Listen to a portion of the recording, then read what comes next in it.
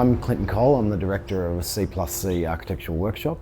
I'm the architect and builder of Welcome to the Jungle House, a home for my family of 5.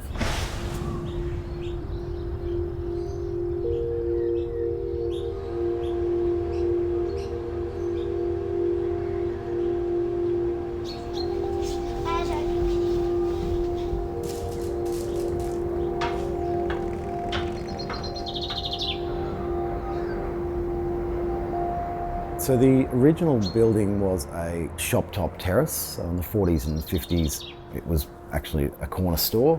The building fell into disrepair. I remember it being almost derelict when I started attending the university up the road in the early 90s. The building has a familiarity to many people we speak to. They're really happy that we've retained the existing facade, and it had, I guess, a contextual meaning historically to many people who live in the area.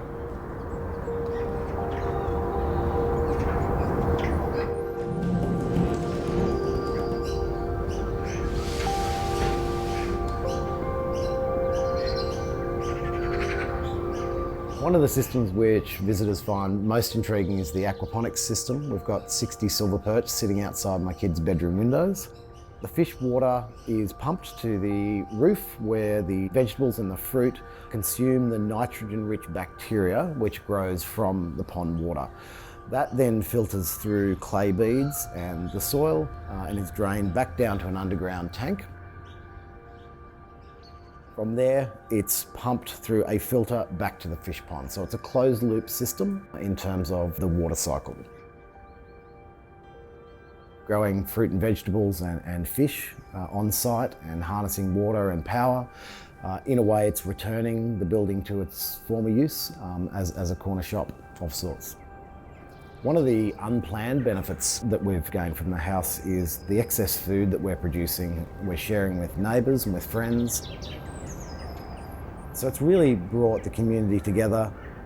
It's allowing us to connect with people in a different way.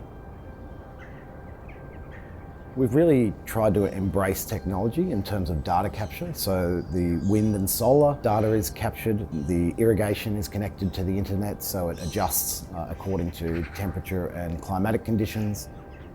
One of the difficulties that architects have is communicating their value, and we believe capturing data in terms of the performance of a building is a fantastic way to communicate the value that we can add to a client's project.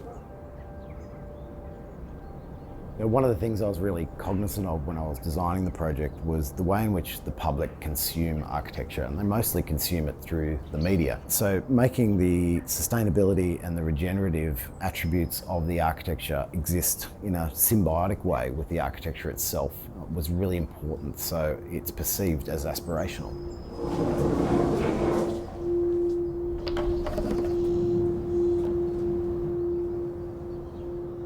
Look, there's clearly never been a more important time in history for architecture to be sustainable, to be regenerative, the future generations, and indeed my children's future was at the forefront of my mind when I was designing this home.